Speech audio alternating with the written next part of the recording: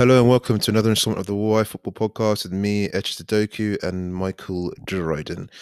With their season opener against Arsenal just a couple of weeks away, we'll take a look at Brentford, their ownership structure, the B team model, and we'll discuss whether the B team model is the right thing to do within the football game. Before we start, please follow us on Twitter at Yfootball_ and subscribe with us on Apple Podcasts, Spotify, Acast, and YouTube. Dryden, how you doing, mate? Yeah, I'm not bad. I will edit out you just making an absolute mess of that intro, but yeah. So when you listen to this, it'll sound smooth. But yeah, I'm very good. Got a week off work, so heading to Bath, that sort of area of the world or area of the UK for a staycation.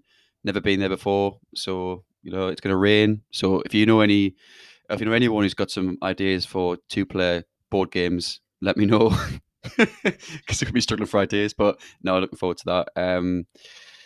Bit pessimistic for the League One season starting. Not to drop that already, but it starts next Saturday. We've actually Sunderland have had quite a decent pre-season in terms of results and some of the youth players coming through. But we've signed so far 3 players, and we lost in total, if you include loan players, 9 players last season. So the squad is so thin.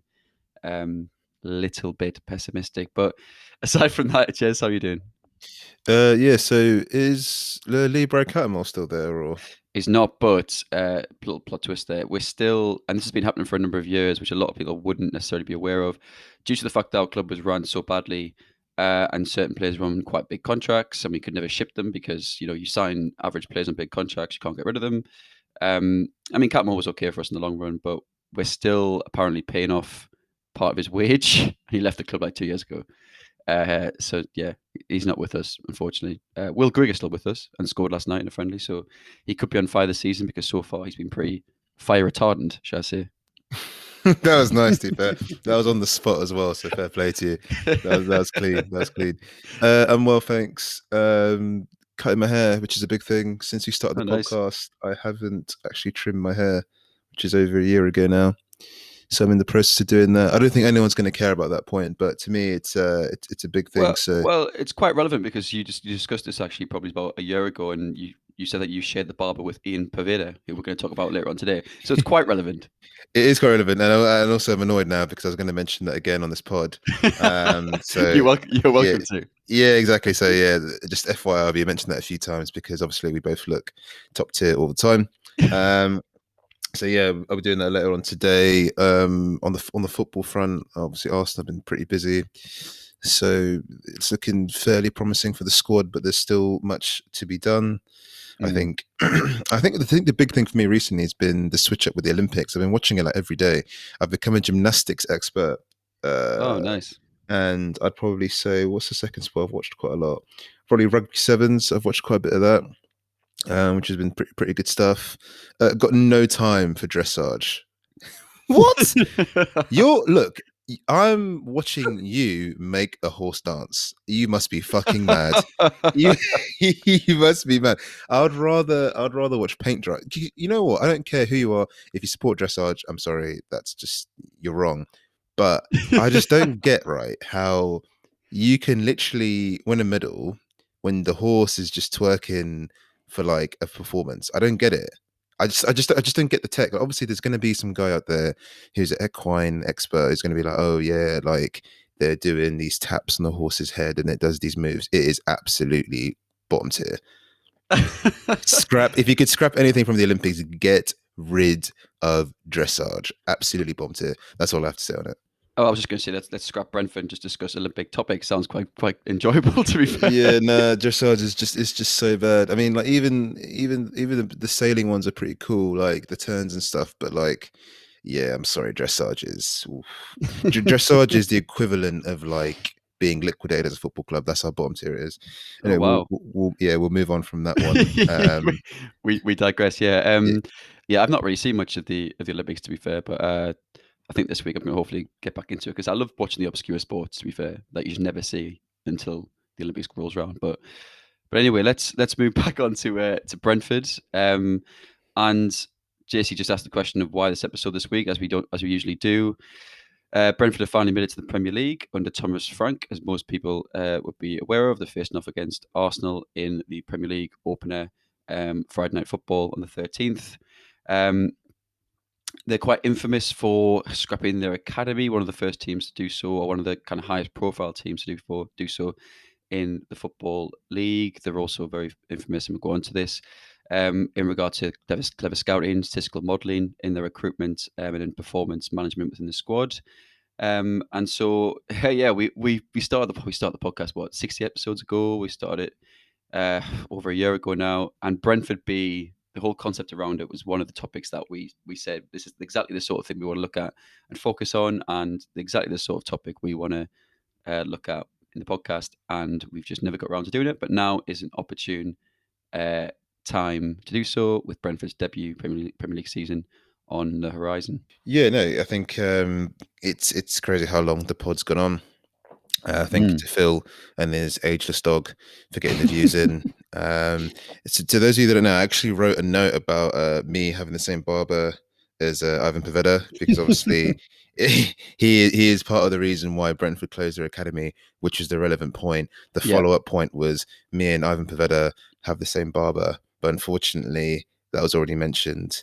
So I'm just going to leave that one. I'm going to leave that one there. You know what? Actually, that barber aired my message because I wanted him to cut my hair recently. He's ignored me. So I reckon what's happened is Ivan Paveda's listened to the pod and has gotten happy that, obviously I'm more famous than he is. So I think the Mm. barber's cut me off. Yeah. Yeah, true. I mean, he's got bigger fish to fry, seemingly. I mean, he's moved down, but back to Leeds. It's also pre-season. He might be back in London, Pavetta, so you never know. He could be taking up his time. Uh, so I think we'll just start off quickly with who are Brentford, for those that are unfamiliar. They aren't the most well-known club in terms of their history. They're nicknamed the Bees. That is a particularly famous nickname that people are aware of. The club was founded in 1889 and played their home matches at Griffin Park from 1904, before they moved to the Brentford Community Stadium last year. Yeah, absolutely fantastic stadium as well. I visited it with a good friend of mine who was also a pod listener. Shout out to Hello. James. We went there after the playoff final when I'm laughing because every car, obviously he was in a Brentford top. We watched it in the pub. Every car you passed that saw you in a Brentford top or Brentford scarf would be like, window down, we're going up. We're going up. And like when it happens 10 times, you're like, this is sick. And then when it happens like 100 times, you're like, and it's like drunk dads with like their sober little children like staggering in the street, and you're like, is this really responsible? Like you don't really seem to know where you are. But it was a really, really good day. A lot of fans went to the new stadium to kind of just chant outside of it, which is Yeah, a bit yeah. random because there's loads of security outside the station because not outside the stadium, sorry, because I don't know, fans are just going a bit mental. But it was a really good day, really good atmosphere. If you ever get the chance to visit the stadium, I highly recommend it. Yeah, I'd like to. I've been to QPR, so my next point was their main rivals are fellow West London clubs, Fulham and QPR. I've been to QPR for like a midweek League One game, and they're quite old. I mean, obviously Brentford have now moved from Griffin Park, but if you think about when they were at Griffin Park, Fulham, QPR, and then Griffin Park with Brentford, all have old stadiums, quite historic. I've walked past Fulham Stadium a million times, but never been inside for a game. So, um, yeah, that's their rivals. It's typically quite a affluent part of London, but Mm. that area, but not necessarily renowned for having large football stadiums and large football following, until possibly now. Yeah, also to follow up on that point about that playoff day, the Brentford fans are also celebrating Fulham's relegation. So around 1 in 10 fans would be like, "We're going up," and Fulham are down, or the Khans are down because obviously that's who kind of runs the club. Covier is Tom Kearney, but yeah, that's what was going on the day as well, which was quite funny to hear. Yeah, I mean, I throw back to that playoff final, but I mean, as much as they've like kind of obviously got one up on Fulham now, they're in the Premier League. Fulham are down. That Joe Bryan free kick goal in the final, that is just forever going to be the biggest hot dog I think I've ever seen live. Yeah. So it's going to take some doing. So moving back to Brentford's history, Brentford were elected into the Football League in 1920. Their best spell, other than now, was in the top flight of English football in the 30s and 40s. Their peak was fifth in the First Division in 1935-36, which is their highest ever league finish.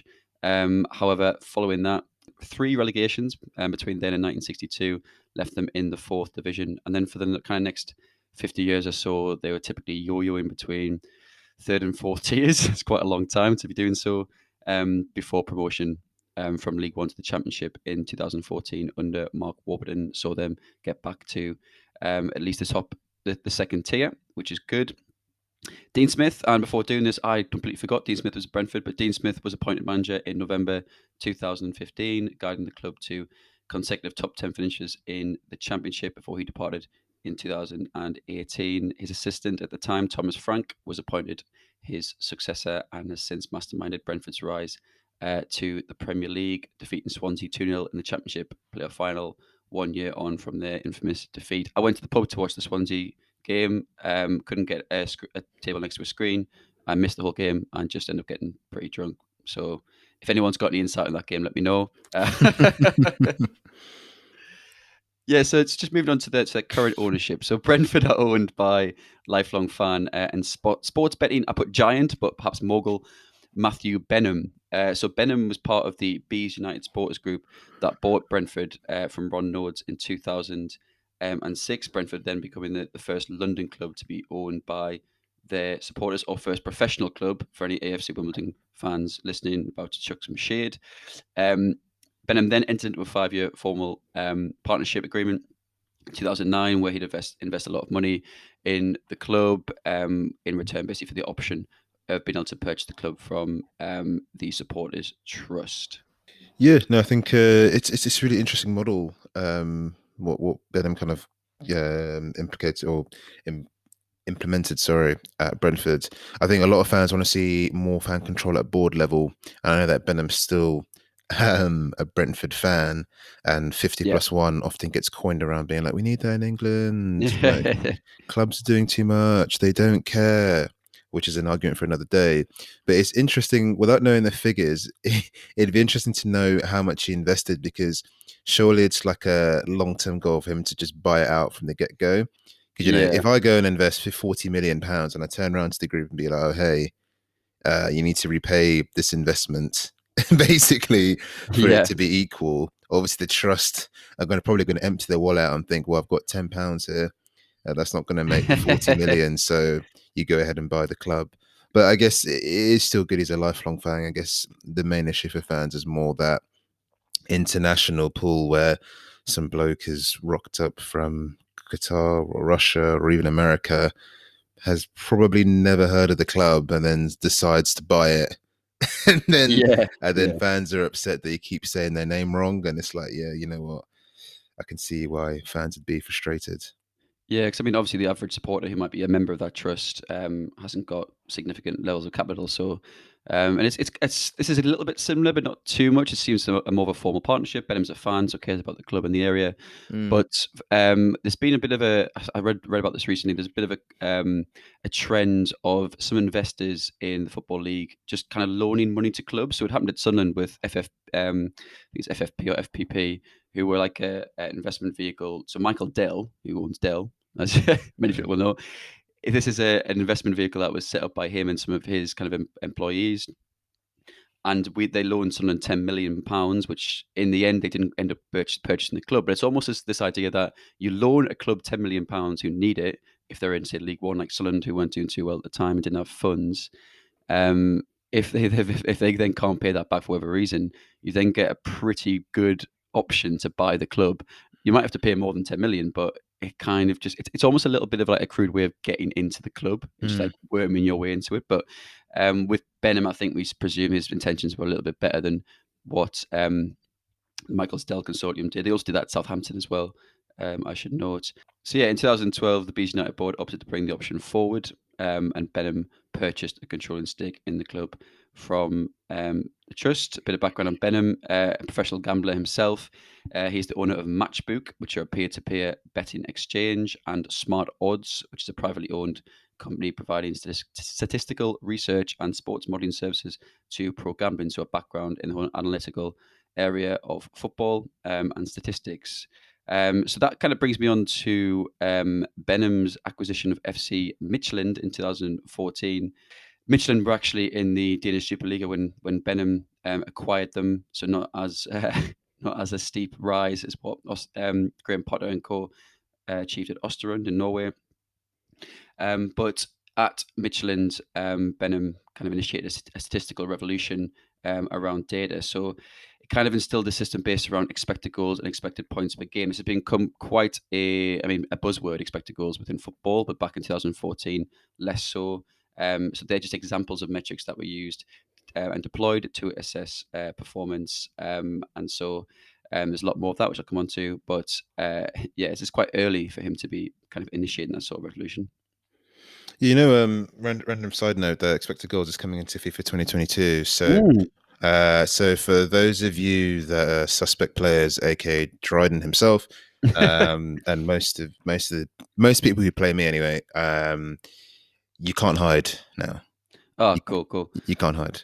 I remember Jeff Sterling on. Do you remember seeing that on Gillette Soccer Saturday, where he was just absolutely, he was like, expected goals. What is expected? He's completely tearing apart this idea of expected goals on Gillette Soccer Saturday with like Matt Letizia and all that.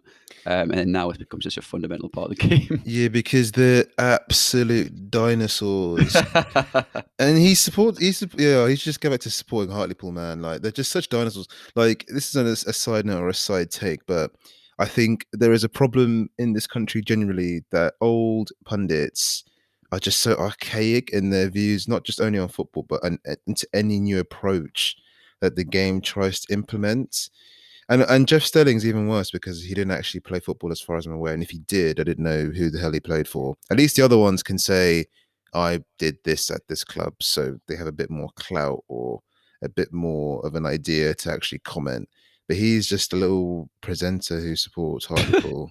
So I'm not surprised he dug into it because it's a bit of a boys' club on Soccer Saturday. I did like them as a collective, but now that they've been gone for about 18 months or 2 years now, I'm ready to move on and get some fresh views on the board. Yeah, well, you end up with that sort of punditry when you just assemble a team of ex-players who, have got. I always think it's good to get insight from ex-players because they Yeah. actually played the game. But that's like 1/5 or a quarter of the sort of analysis you expect to see now. Like, so yeah, I agree with you. To be fair, so getting back to FC Midtjylland and Benham's revolution there. So it was said that teams of analysts would be present at every match, which is a bit of a turnaround from what it would have been. So recording data such as successful corner kick percentage, number of passes in the middle third, number of chances, etc. Lots of different metrics. So essentially, he essentially developed a team or an army of analysts to come to games to record certain statistics. And then they'd obviously have a team on the back of that to analyze them numbers and feed that back into the recruitment sides and into the actual playing staff as well in terms of performance. And a year after his arrival, Benham's arrival at Midtjylland, the club was crowned Danish Superliga football champions for the very first time. So very impressive turnaround there.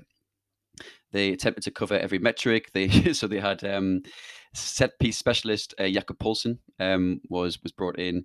It doesn't take an incredibly innovative football team to sign a player who can take a decent for set piece, but it just goes to show how they're looking to exploit every kind of metric and every sort of weakness with the opposition defending by making sure their set pieces are on points. A better example of that is that they hired now Liverpool throw-in specialist Thomas Gronemark to develop clever throw-in routines and work on players' technique. You don't see too many teams with throw-in routines, and you can't always have a throw-in routine. If you're on the counter attack and only two players are there, you can't really have a routine. But when you set up in the final third, I suppose you can. You don't see it too often. And obviously, we had the long throw, tactics of old with the likes of Stoke City as well. But so moving on to Brentford, Benham's kind of brought a very similar model in. Brentford are a bit of a closed shop, it has to be said. So the actual details of how they've brought across that sort of analysis and statistical modelling isn't overly clear. But when we're looking at how they're assembling their B team, which we'll come on to, and assembling their squad all together, there's been a kind of a move towards looking to employ statistical modelling to analyze play performance and focusing across like leagues in Europe where markets are less inflated, but player quality levels may exceed those in the Championship or be on par. So that's where we've seen a lot of players, such as the like of Stade Benrahma come from the continent. We've seen Neil Maupay and Co. And Boehmer as well come across from Europe, which we'll come on to. Firstly, some of those players firstly into the B team, some straight into the first team as well. Yeah, I think statistical modelling in football is really a hot topic. It's an interesting one because the constant battle with analysts of the world, the Twitter guys that we all know from the podcast and have seen moving about that have all these cool metrics and visualization tools, but then also the old school scouts who still play a vital role and actually hold a lot of important positions in terms of head of academy, all the way down to grassroots level within a variety of clubs. And there seems to be this happy medium which all these clubs are striving to find, but constantly battling with. The analyst guys want more of a say because they think that we're missing certain things on certain players in certain leagues. The old school scouts are saying data can't tell you everything. It can't tell you about how. I think I was reading in the Dream Factory by Ryan Baldy. You should check our episode on him that we did before. Great interview. In his book, he was talking about how you can't analyze scanning space. He was talking about how the best players let the ball come across them. They don't control it straight away to try and evade attackers. You Yeah, can't really analyze that in data, which I get. Certain mental traits in players as well. I guess you can't analyze. Certain players are very resilient, leadership qualities, all that sort of stuff. So there definitely is a happy medium as well. It is interesting how a club like Brentford would actually do that because many of us see it as this, they do this Moneyball approach, which actually they've denied themselves, yeah, which yeah, is yeah. purely based on statistics. I think football is too complex and there's too many variables for that. So it'd be interesting to see how Brentford gets this happy medium. Yeah, absolutely. And it's about, I always see like data and recruitment side as well about addressing scale as well. So if you're like a championship club, if you're so for example, if you're a top Premier League club, the pool of for your first team anyway, the pool of players from Europe you're likely to be looking at are likely going to be the top 5 leagues. If you're a championship club like Brentford were when they kind of started this revolution, your pool, your network of players that you're going to be looking from in Europe is actually going to be incredibly large. You're going to be looking at, say, you take France for example, you'll be looking at Liga 1 players as well, but you'll also be looking at low down the leagues for your first team and the B team setup.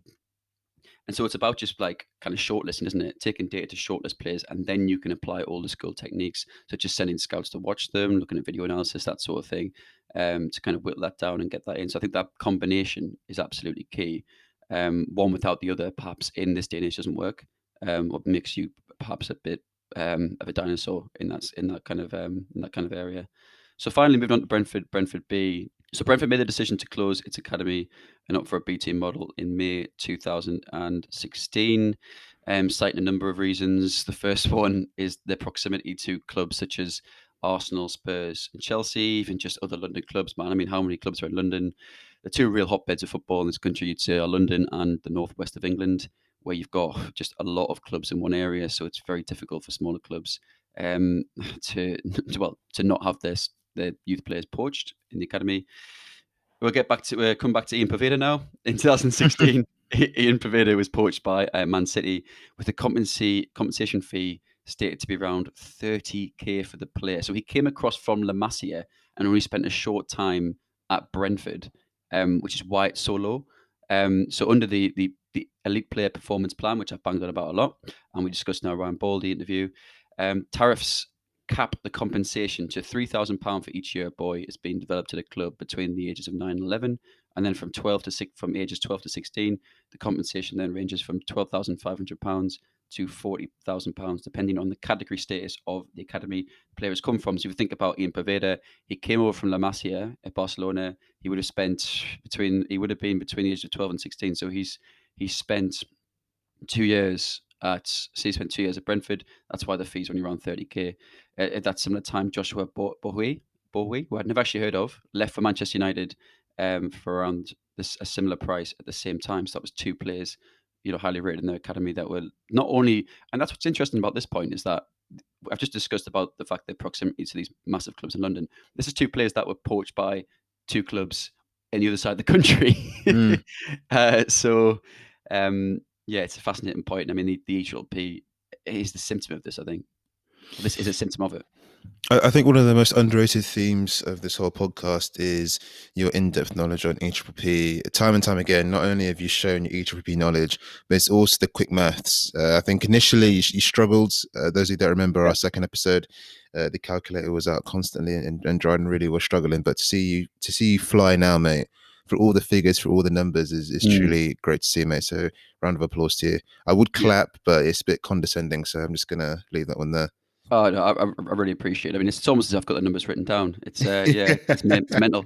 And just on that, on the EPP, there's also an additional fee based on how many appearances a player makes in the Premier League or other leagues. So this ranges from £150,000 in the Premier League and £5,000 in League Two for 10 appearances, and that ranges to 1.3 million in the Premier League and £50,000 in League Two after 100 appearances. That's not a lot, right? If I've Yeah. got a youth player, say Ian Pavetta goes on to play 100 games in the Premier League, right? That means he's become a pretty established Premier League player. For his position and his background as well, he's going to be worth a lot of money. 1.3 million is just not a lot. And this is not clear to me as well when that money becomes available. I really think that should be scrapped for a kind of a sell on percentage kind of fee system or structure. So the more they play at the academy, the more investment that's being made. You have a percentage fee structure there rather than flat amounts of money that just don't make sense over time with inflation and just are insignificant anyway.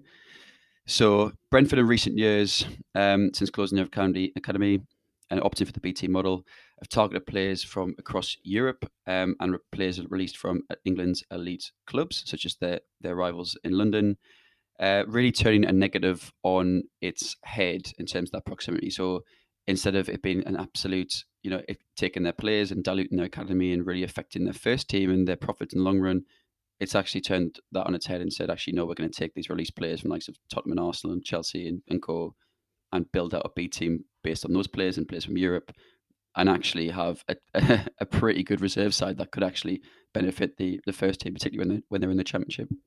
Yeah, it's not just the fees, the compensation fees when you sell players. Like my good mate Ivan Pavetta. Mm. It's more than that. It's more about the cost it is to develop these players to begin with. It's roughly said to be 5 million, but now apparently costs are said to be much higher than that. Mm. Ivan Pavetta was different. He wasn't in the academy for very long, but you got guys chilling in academies from 6 or 7 now, all the way to 18, and then they just Yeah. leave for a minimal amount of money when they're going to be a star. Jadon Sancho at Watford. Arsenal have just signed a guy from Fulham. I can't remember his name, but he got 21 goals in 21 games in the under 18 league last year. I now assume if he goes on to have a successful career, you know, the Fulham get minimal money for him and Arsenal can sell him on for 2-3 mil, like Sam Greenwood's another example there. So these Mm. clubs are developing these talents for the best part of a decade or even less are really getting cut out. You put all this time and effort, all these meetings, all this time, all the tournaments, the kits, and then the talent just says, you know what, I don't really fancy it here. Yeah, I'm gonna Yeah. I'm gonna go to City, or I'm gonna go, or in London in particular, like you mentioned earlier. There's so many options. Forget United or Cities. I can go Chelsea, I can go Arsenal, I can go Fulham, or maybe not Fulham now, but I can go Tottenham, I can go Palace. Are now Category One Mm. academy. They're like the, Yeah. the options are too mad for these young stars, and I'm not surprised why clubs like Brentford are deciding to sack it all off. Really. Yeah, and I mean, I presume as well, and I assume people would be quite uneasy about. So if big fees start getting chucked about to transacting players, so as a kind of a playing devil's advocate, people would get uneasy about that as well, right? So I mean, if we started talking about so what you mentioned there about that Fulham player going to Arsenal, in theory, when these players are moving and there's compensation involved, you think they'd take in performance. I know it's quite subjective at youth level, but you think, okay, if this player is exceptional, one of the most exceptional talents in London or the country, that should waive a better compensation than this player that haven't got the same performance stats. But again, you're going to start talking about transacting players that are like 14 for Mm. big fees, and that becomes an easy as well. So it's not an easy kind of thing to get around or an easy answer or solution to that problem, but it is still quite pertinent. Um, I implore anyone to check out on Brentford's YouTube channel. They've got a video where Rasmus Ankersen, co-director of football there, talks about the Brentford B model. He states that no players made the first team in the 5 years prior to the shift to the B team model. And since then, they've had over 15 graduates, which is a pretty damning statistic. Other staff members there, Phil Giles is the other co-director of football. At Brentford, Kevin O'Connor, who's assistant first team coach, and Thomas Frank himself, manager, all champion the model. I must note the late Rob Rowan, who died a few years ago, is said to have killed that idea. So I thought I'd drop that in there. It's quite a nice thing to draw on. So the B team model, the B team, sorry, do not compete in any league or cup competition, but instead Brentford, since they rolled out this model, have designed a friendly fixture list against senior sides and youth teams across Europe, including the UK.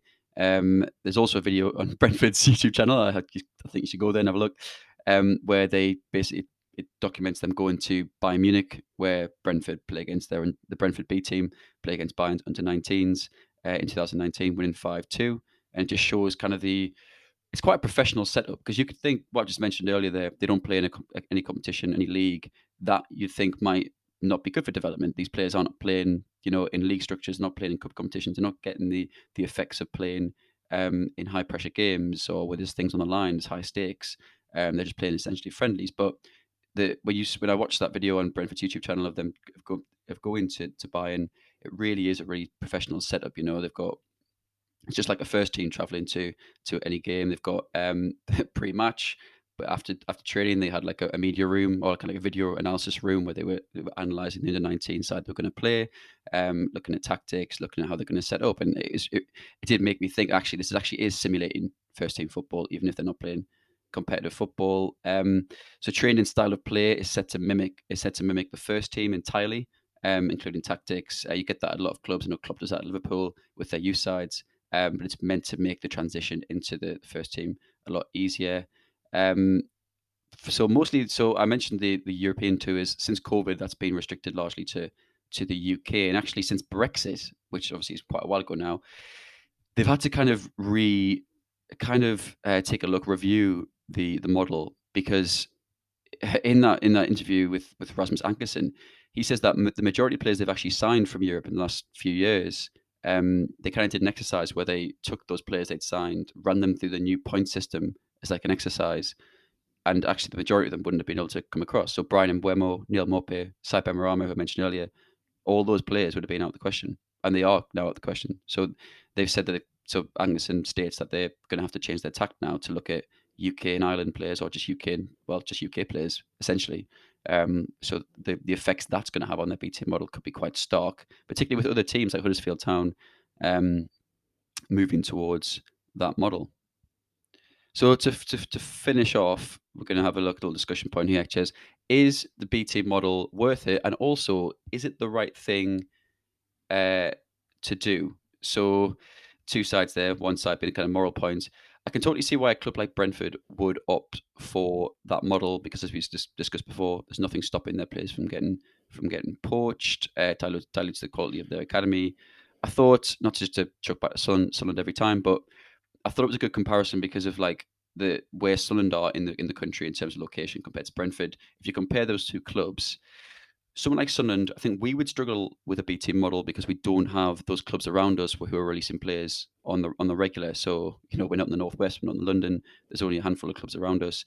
There wouldn't be that pool of players, particularly following Brexit, where we haven't got that European kind of outlook. We wouldn't have those sort of players around us. But then on the flip side, because of our proximity, or lack of proximity, sorry, to bigger clubs, the chance of our players getting poached is lower. I say that we've lost Joe Hugo, Logan Pye, Sam Greenwood in recent years to the clubs that are nowhere near us. Manchester United is still a while away, 3-hour drive. Arsenal, we lost Sam Greenwood to, a long way away. So perhaps that factors against that. But then we've been a League One club for a while, so there's other factors in that. I think if we'd been a Premier League club, we might have had a better chance of retaining these players. And then it begs the question: what would happen if every team opted for a B team model as well? We need academies in the game so that players can develop. And if we didn't, then so many, if so many of these clubs like Brentford just close their academies, then it's just going to give more opportunity for these bigger clubs to create satellite academies or centres of excellence in different parts of the country. And again, we just benefit in the elite. Yeah, no, massively. I think irrespective of who you support or follow, the EPP and the seeping reforms made by the FA in the 90s when Lyles Hall closed had been brought in to improve academy football, right? To produce better players, and ultimately succeeded in doing so. I think England as a nation are going for a really good wave of English talents. You're looking at the likes of Jude Bellingham, Jadon Sancho, Marcus Rashford, Bukayo Saka, Phil Foden. In particular, Phil Foden and Jude Bellingham, the types of players I haven't really seen England produce for quite some time. maybe in a generation. So kudos or a massive big thumbs up to those reforms for enabling those clubs to produce those talents by giving more legislation and ruling to clubs to produce better players. However, even though it's succeeded, that's come at a cost, right? eppp predominantly benefits the big teams. And obviously there's a mental well-being aspect of some of the reforms as well for players. But if we were to rid of that for a BT model, in a way, it would be deeply flawed, right? Because what we're doing is we're essentially removing the aspect of developing young players at a young age, from when they're 6 or 7 or 8, maybe not 6, but 9 or 10. I mean, the BT model would mean that a lot of players aren't being developed until a lot later, and I think we'd regress in terms of where we are as a nation. But I think more needs to be done to kind of get the clubs on board, because as you mentioned earlier, with the compensation fees, the way it is now isn't profitable. Yeah, very true. And one thing to finish on as well, I think, or a point to note, and this is actually based on no crunching of the numbers, but the B team model that Brentford have employed mustn't be cheap. So, you think about when they were doing these European tours, and co. That's going to cost a lot of money within itself. Flying to different parts of Europe every weekend, staying in hotels. It's obviously sounds like nothing to a football club, but when you apply to a fixture list of, like, I don't know, 20 to 30 games in a season, with a squad of like 25, that's going to add up quite a lot. Then you've got to think as well, if all the players that are in that B team are all between the age of 16 and 20, and that's the profile that they identify to go into that, because these are players that are meant to be primed to be going to the first team. They might come at a cost, they might come at a fee, and their wages might, if they've been playing, for example, if they've picked them up from an academy, they've been released from an academy, okay, yeah, they might still be on a close to youth contract wage or their first professional contract wage when they come to Brentford. But they actually might have been playing for the first team of another club, but their wage might be quite significant. So my point is, actually running this B team model that Brentford have, I don't think is actually going to be any cheaper than their academy model. I just think they referred to the academy model that they had, or with their proximity to all these clubs, as being a per investment. They never said they couldn't afford it. They said it's a per investment, which is correct. I don't think the B team model that they're employing is going to be any cheaper. It's just a far better investment. So it just kind of, just to add to that point around the B team models, is it available to everyone? Can your poorer club in League One or wherever, they might be suffering the same fate as Brentford have been doing, losing players left, right, and centre. But actually, if they close their academy, are they going to be able to employ this successful B team model? Because it might just be, might be as expensive, if not more. So it's just a point to end on there. But I do think I can see exactly why Brentford do it. But if I was to be honest, if Sunderland employed that model, I'd be disappointed, to be honest. But I think it's always disappointing being a Sunderland fan. it is, yeah. So it just adds to the heartache, the pain. I actually finished the pod in a very long time, so I'm a little bit rusty. But that's it from us this week. Thank you very much to Dryden for doing the pod on Brentford B. One of the original ideas we had for the pods. Very excited to release it. Yeah, so I haven't really got much else to add. I'm running out of things to say, so I'll catch you all next week. Yeah, cheers, guys. Cheers.